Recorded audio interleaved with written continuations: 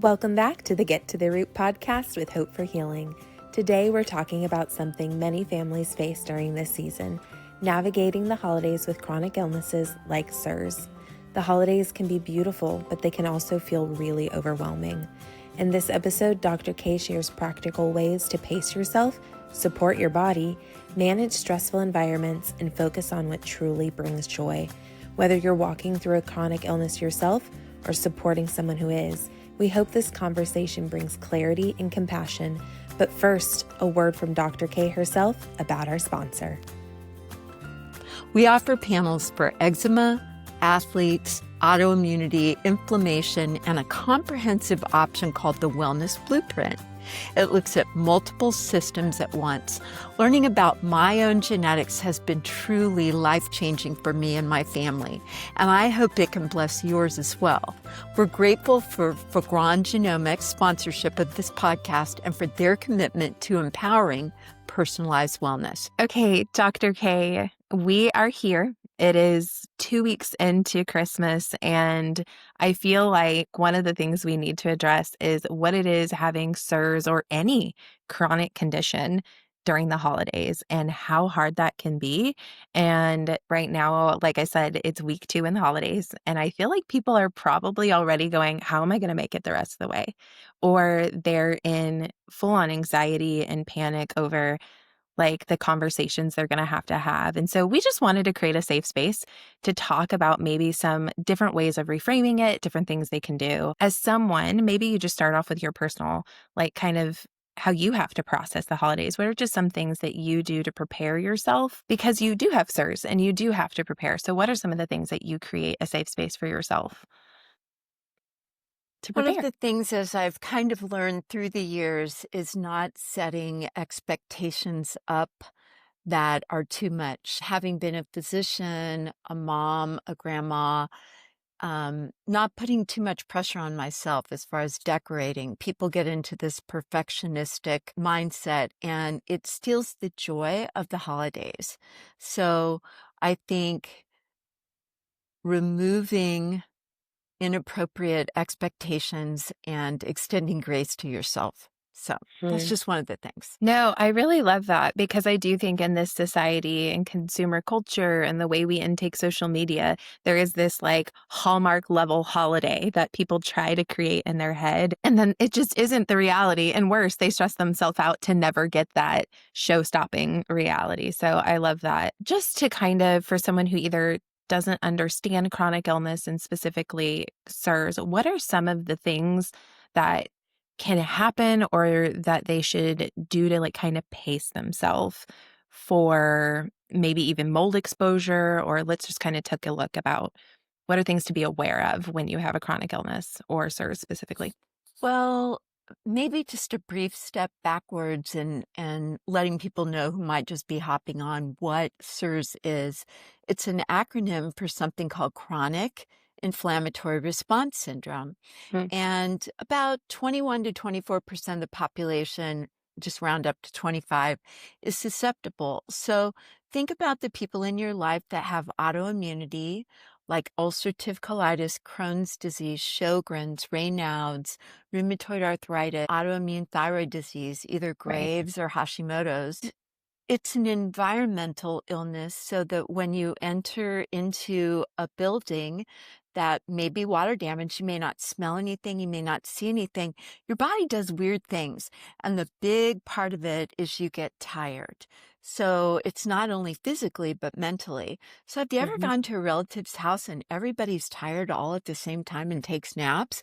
Well, you might have that. So the other is just kind of odd pain, belly pain, headaches, shortness of breath, respiratory stuff. And let's face it, when you're coming up on the holidays, if you stress yourself out too much mentally, emotionally, and physically, then you start to get sick. You're much more vulnerable to get a virus or a bacteria. So if you lower the expectations, lower the bar, and I think around the holidays too, lots of us have different family trauma and good things and bad things. And it's more important that we focus on relationships and loving the people that we're with and being present. I love that you kind of explained what CIRS is, but what I love that you also listed is several other chronic conditions that can make the holidays really hard. And so I love that you kind of laid this platform for different types of people that are stepping into it. So let's talk a little bit about CIRS then, since you did a great explanation. Is one of those big things, like you said, is mold exposure, right? When they get exposed to mold, are there any tips or things that people should have on hand if they think they're even going into a clean environment and then it turns out not to be, or maybe they know they're going to spend some time? Is there anything they could do? Well, always having what we call a prescription binder with you, either cholestyramine or CSM for short, or Questran, or Mm-hmm. Welchol, which is a tablet. And then some individuals don't do well with those. Another binder that works pretty well is Ochrapepsin E3, but the two prescription binders are much more potent.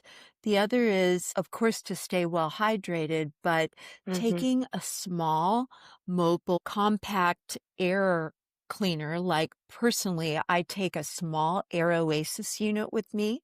Oh, So if I perfect. know Yeah. I'm going to be in a bedroom or a hotel room, and when I travel, we always try to find the newest hotels in the area. And you can also look on VRBO, and there's mold-free vacationing and mold-free travel Wow. on So cool. Facebook. And people can even post if they've done environmental testing. And I think maybe on some of the Airbnbs, they post that too. So you're looking for the newest builds, and you have to have binders with you. And also, because binders bind you up, taking something for constipation. Right. So Smooth Move, glutathione, Percodin Seaguard, Perfect. magnesium, all the things to keep you moving and emptying your body of toxins. So those are kind of ways to kind of support yourself when you are going someplace where there might be biotoxins or water damage in a building. That's so good, especially because I think what you've mentioned in other podcasts and other conversations we've had is when you are using a binder, if you're not moving that out, all of it's doing is just building up in your body, which would just make the situation even worse. So that's really smart. Let's talk about just in general chronic illness. And CIRS causes a lot of stress. So let's not even discuss the stress that the actual illness is putting on your body, but those awkward conversations. There's hard conversations, uncomfortable conversations that I think we can play in our head more than we even have them. Are there any supplements that could maybe help not necessarily support our medical conditions, but maybe support our mind and our stress Yeah. levels? Yeah, that's a great, great thing to segue into. I love L-theanine. L-theanine is available in a liquid, but also a capsule, and it's safe and it's anti-inflammatory. It's derived from ECGC. Well, I won't go into details, but anyway, it's wonderful. And I have a bottle here on my desk.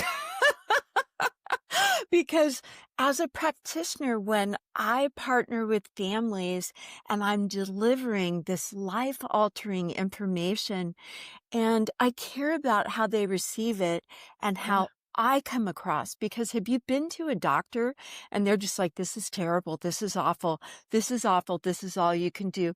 Nobody wants anything like that. And that's why we call our practice Hope for Healing. So L-theanine works really, really well. And there's also something called N-acetyl-L-cysteine, NAC. Okay.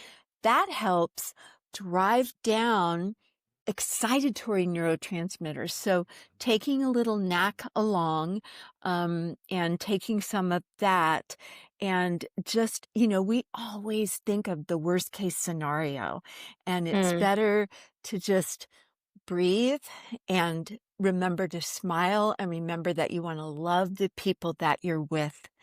And it's not about it's about changing your dialogue in your head. So mhm. L-theanine and NAC really, really help calm the mind. Right. And I love that you're kind of partnering those two because as a health coach and having worked with health coach personally, that is a lot of that behavioral change that you kind of step into. But what I love that you're saying is supporting the calm helps you step into being able to change your mindset, because when your thoughts are racing all over the place, there's no way of just going stop.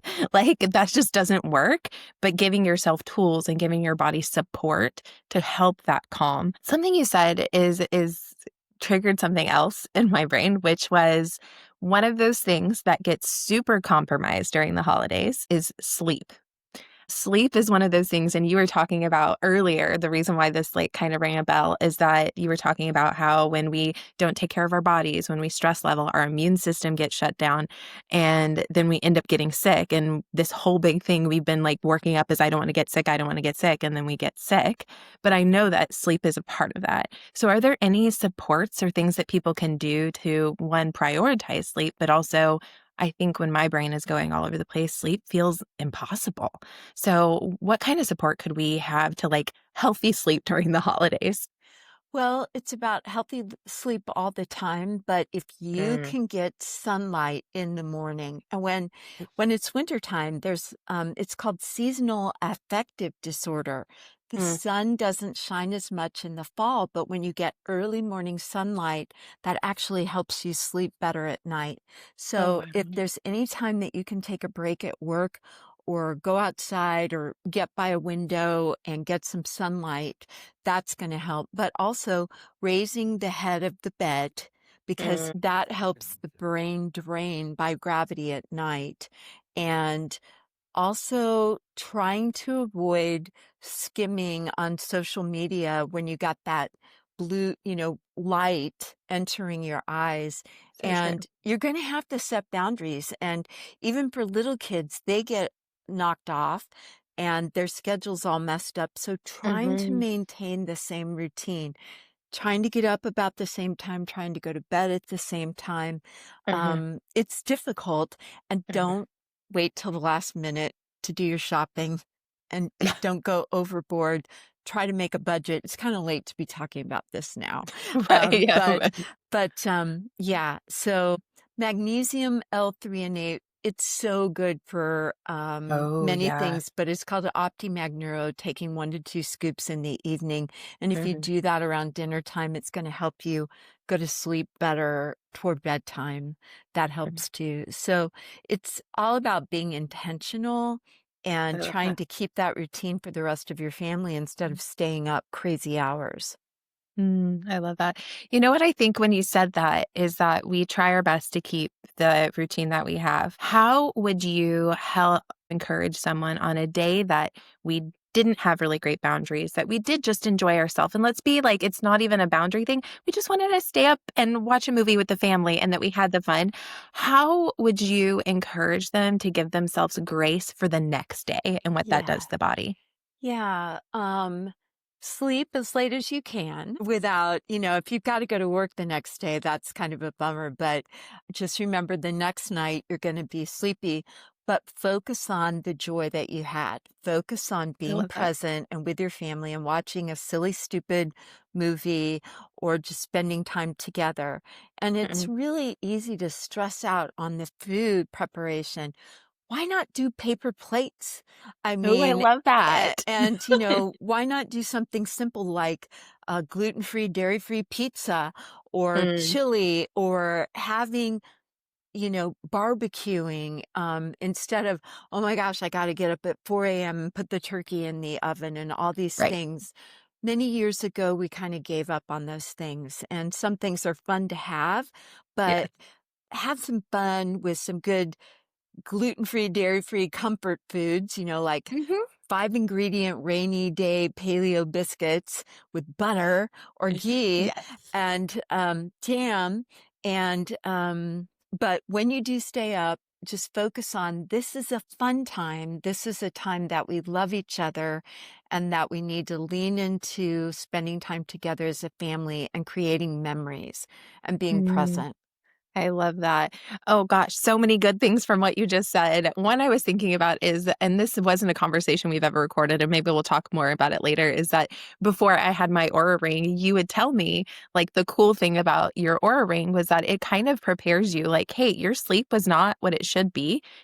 take a second to breathe, like take a second to understand that the capacity that you're running at the next day. And so I remember you telling me about like, hey, I think this may help you like with your mindset because you like y'all have like sleep score contests. So it's like having tools in your tool belt like that could be Yeah. helpful too. I think you could call my husband and I the functional grandparents. I mean, it's like we look at our Aura Ring scores and it's like, why was yours so bad? Oh, you had a glass of wine at dinner and I didn't, or you didn't get your morning sunlight and, Yeah. or look at the steps I had in for the day, that kind of a thing.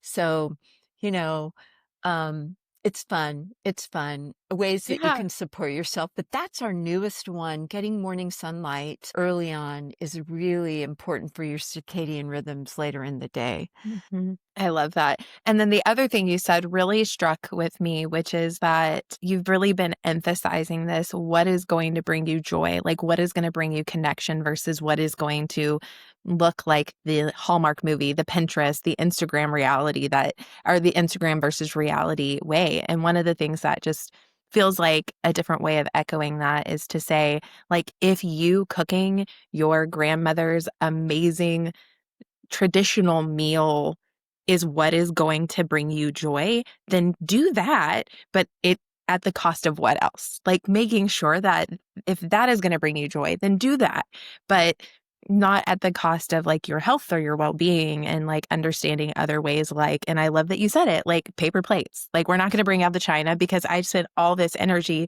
cooking food. I need the cleanup to be trash. Like I need it to be fast. And so that is so brilliant, Dr. K. I really love that. When we talk about the stages of life that we're in, I became an empty nester this year, and then it was short duration. And for other reasons, have had one of my family unit move in with me. And there's a grieving process that goes on. And when you are in different seasons of your life, you reflect back and you realize, wow, I really wasted time on these things. Ooh. And you want to change the future. And something that some of my kids, which they're adults, call it is a cuddle puddle. So, like, I'll find people on a bed with the dogs up there, and there's 3 or 4 people on a bed, and we call it a cuddle puddle.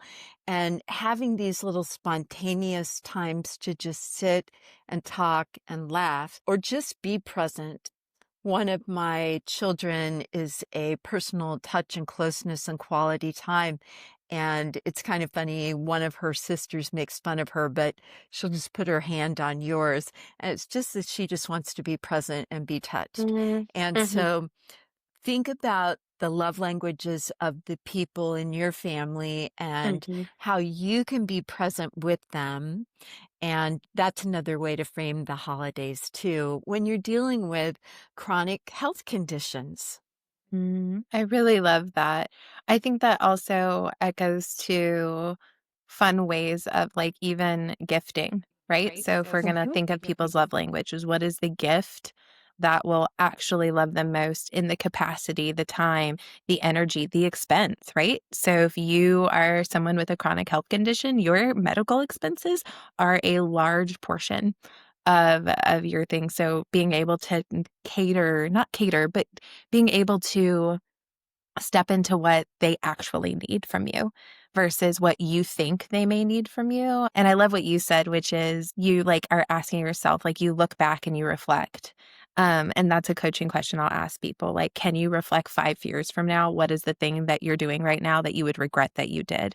Or what is the thing like 5 years from now? What is the thing that you're like, man, why did I waste so much time? And then you can make that decision change right now.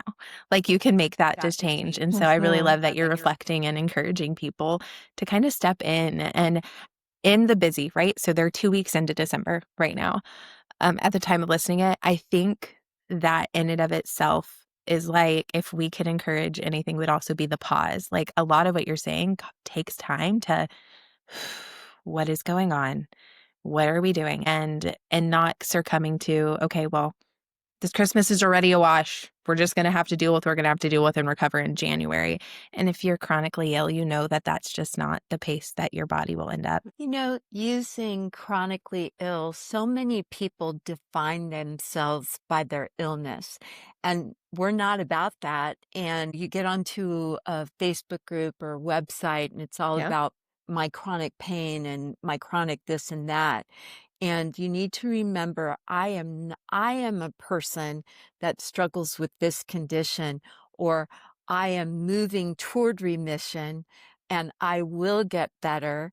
And I'm going to surround myself with people that can be an encouragement to me and Love I that. am not defined by my diagnosis.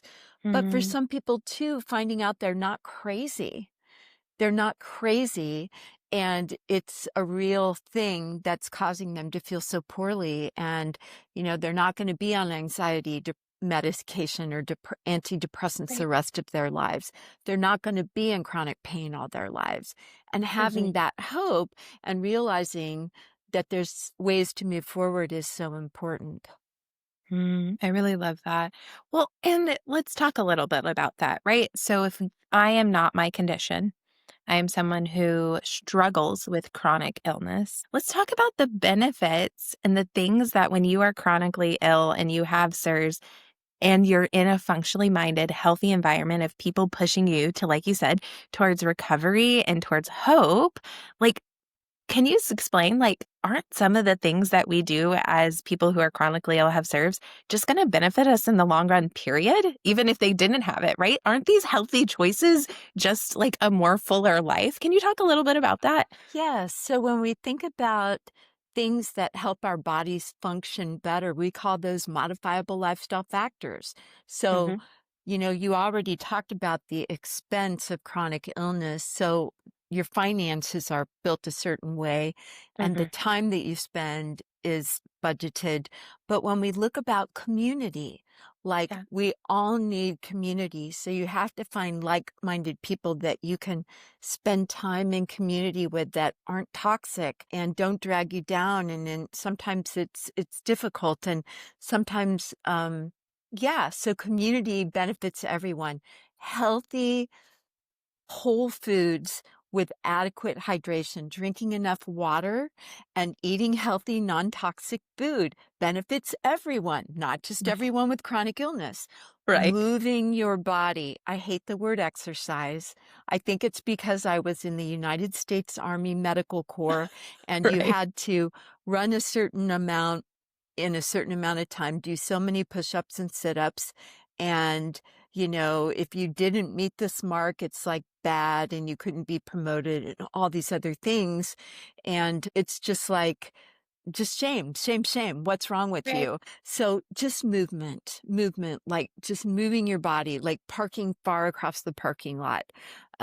If you've got a bad knee, I do take the elevator.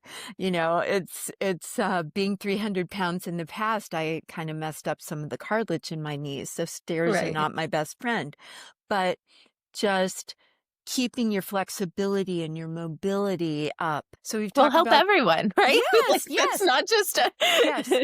And stress management, learning to pause and breathe, just like you said, Lauren. And many times before we respond, it's hard when we're reactive and we just want Right. to answer something instead of pausing and taking a breath and then asking, well, help me understand. I'm not sure I understand what you're saying. If you really don't understand, I'm curious. Can Right. you unpack that a little bit more? Movement, nutrition, sleep, community, Yeah. and stress management helps everyone. I love that. And even the communication piece, I think, like, as someone who spent 10 years without a diagnosis of this weird, like, things, like, not explainable things, and the doctors, because, and so frequently, let's kind of combines two things, what you said, which is you aren't your you aren't your label. But I do think sometimes the reason why we like to become our label is we've been waiting for that label for people to validate our symptoms. And I really just want to encourage you, if you feel like you're there, your symptoms are valid. If you're feeling it, you're feeling it, and that is not necessary, which is where that kind of separation from that label began for me, which is like, oh, I don't need that to say, hey, I can't do that. I'm sorry. I was like, I'm sorry. I want to be there for you, but I'm really tired today. So the answer is no. Right. And that is fine. And so what I think you were talking about, which I think is great, which is being able to have those really healthy conversations. If it weren't for being chronically ill, I don't think I would have learned that skill as fast as I had to learn that skill. And as hard as that skill is to learn, I'm super glad that I now can advocate for myself in a way that I hadn't in the past. Before I was a yes, if you ask for it, the answer is yes. And sure, can I do it? Yes. Sure. And so anyway, I just think in the holidays, we do say a lot more yeses than we probably should. And saying your best yes is definitely important. Lauren, as you talk about that, I'm just reflecting back at the transformation that's taken place in my life in the last 14 to 15 years because, like you, I didn't know what was wrong with me.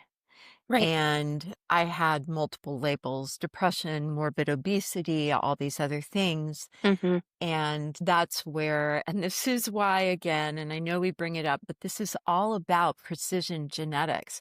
This Mm-hmm. is where if you have a person in your household or your life that wants to get better and you have the means to gift them with the Hope for Healing Wellness Blueprint, Right. please do so because it will help them know what's going on in their body and what they Yeah. can give themselves instead of buying whatever supplement comes on the late night TV thinking, oh, this is going to help me. Right. You need to know so that you can give yourself what you need and help pull you up out of that hole. And so, yeah, we're all about genetics, but when you face the holidays and you're chronically ill, you Mm-hmm. need people surrounding you that love you for who you are.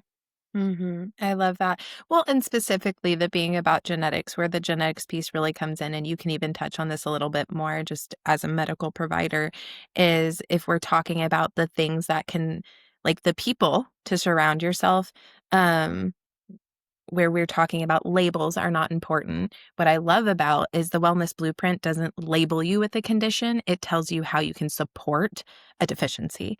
And I think that's really important. And that's the change where it's instead of trying to give people these labels to ultimately give them a pill for the ill, or yes, like a late night, like that's probably one of the more frustrating things for me. Take this pill, lose 1 billion pounds, and this will happen. And you're like, that's just not a reality. And those pills have things that can be really harmful. But that's where the wellness blueprint comes in and says, hey, this is your deficiencies. And I mean, Catherine, we should definitely have one where Catherine kind of just talks about some of the stuff. But as a medical provider, I'd kind of love to talk about how this is more supportive than dictating. And I know this is kind of outside of the podcast, but I just think it's still such an important thing when it comes to genetics and talking about Yeah. how this isn't a death sentence. Right. I mean, and you can have really crummy looking genetics, but you can rise above that by giving your body all the systems to work like an orchestra and a Mm-hmm. symphony. That's the case in my life too. Medically, I would not be where I'm at if I had not been gifted with the gift of understanding my genetics and by beautiful people that poured into my life to help me learn what I've learned and to partner with other people. And that goes for children who were given the label of autism that were Sure. never given the hope to not be autistic, who have lost the label of autism, or people who were homebound that are now employed and thriving and have become a health coach themselves. I'm thinking of a young man who came to see me several years ago, who Texas A&M graduate in finance, and he ended up living in an apartment, unbeknownst to him, that was incredibly water damaged. And he had to Mm, come home, live with his parents, and he had no idea what was wrong with him. And he was searching and searching. And he has a brand new life. that's And amazing. so, when we've been in the dark and we've been at the bottom, to be able to have hope and to come out of that. And everyone has different ways of coping, Mm, and giving your body what you need is, mhm, and providing yourself with the surroundings during the holidays to know that you can have joy and comfort with other people, and to mm, remember the gift that we've been given of new life. And mm. so that's what Christmas is all about. It's not about the gifts that you get, it's the gifts that we have been given by the God of the universe. And so we can have life and have it more abundantly. Mm. That's amazing. Okay, there's 3 other things I really wanna make sure we touch on Okay. that I think would be really, important, and I originally wanted to ask this question about CIRS, but I think this is just general with people who have chronic illness have to eat differently. Yes. And I think during the holidays, that can be really, really hard. I think it can be really hard as adults, so I do not wanna negate that, but I think one of just talking with so many parents, being the adult who has to say no to children can also be, like, holiday Christmas parties that the kids go to. So Hmm. how can somebody with dietary restrictions navigate holiday foods and gatherings without feeling deprived? Yeah. That's a great question. And I'm one of those people who cannot have gluten and does not do well with dairy. And something that one of my grandchildren says, he asked the question, is this poison? So he's been taught by his mom, this is going to make him sick. Mhm, So I think you can ask your host, what can I bring? And if they say nothing, you say, well, I'm going to go ahead and bring along some sweet treats that I would love to share with other people. And we posted these things in the past, like mhm, recipes, fall treats, and we'll be posting those again. But mhm, non-toxic options. So Christmas cookies, Mexican wedding cookies, gluten-free, dairy-free, Simple Mills products where you can make from scratch Christmas cookies, cupcakes, and things like that that you can take to celebrations.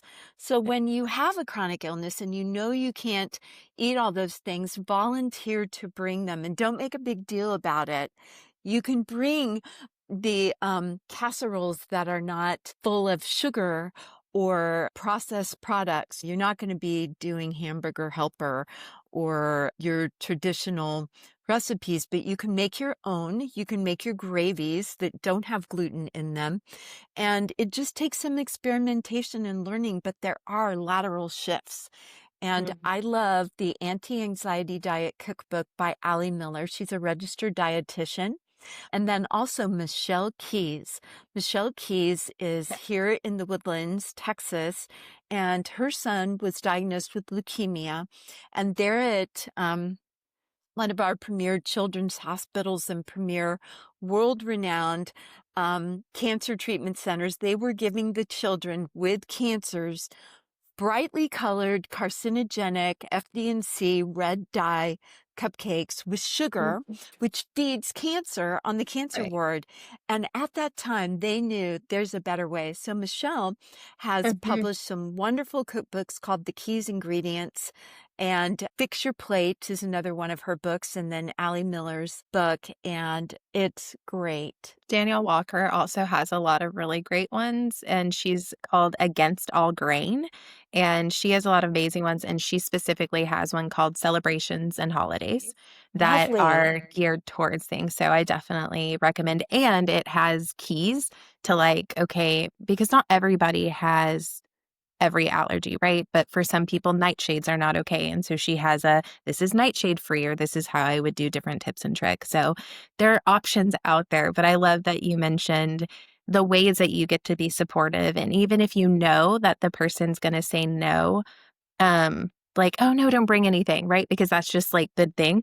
I have also found like I've stopped asking and just been like, hey, and not in the asking in the sense of like, I think it's a great question, Dr. K, because some people have like a spread and I know what I can do to match it.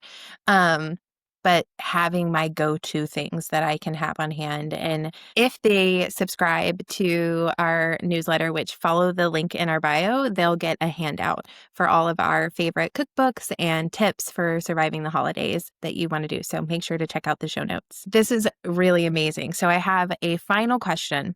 What if someone is listening to this because they love someone who has CIRS or chronic illness? And the question they really have is, how can I support a family or friend who is struggling this holiday season? That's a beautiful question. Um, I I would ask the friend, "Hey, I really want to get together with you and I want to encourage you and I don't want it to be a health challenge. Where is a safe place that we could meet and spend time together?"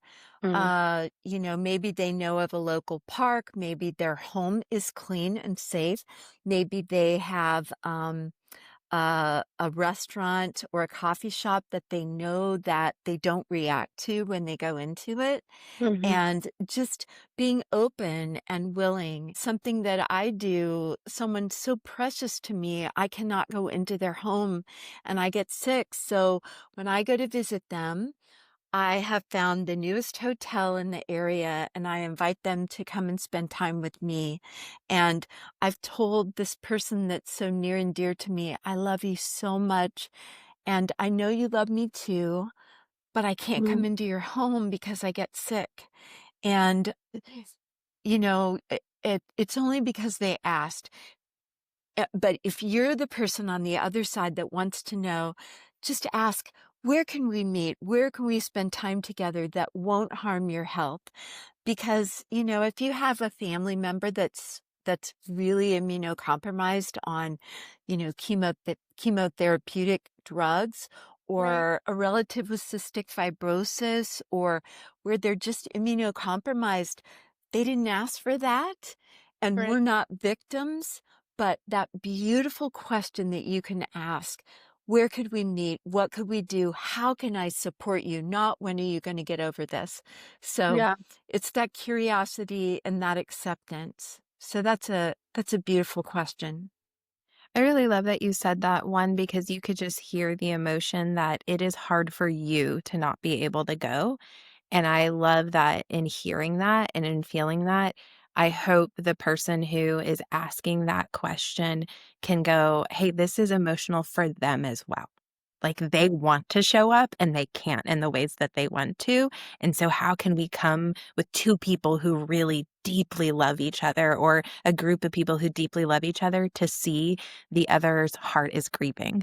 And I think that that is so incredibly important in this season for both parties to be able to see. So thank you for being vulnerable and authentic in that for people to see. I think sometimes and you and I talk about it a lot, is that sometimes when you have a chronic illness or CIRS specifically, you can get very defensive and it can look very aggressive and I can't do that. And so it kind of can come across that people are angry or just being stuck up or pretentious, and that is not the case. I think there's a defense that we have to protect ourselves, and there's a fear that we have that we will get rejected by saying our needs. And so again, just thank you, Dr. K, for being vulnerable and expressing that because I think that's what people need to hear on both sides, right? You need to hear we're not angry, we're not upset. We are upset, but not at you. And so, Right. Yeah, there's nothing worse than being separated from your children or your parents or your siblings, and for a degree of being misunderstood. right. And so it's all about remembering that you want to love the person that you're related to or that Mhm. you're interacting with. And it's not about wanting to inflict pain or Mm. isolation or abandonment. It's about wanting to get well and Yes. to recover and to stay well.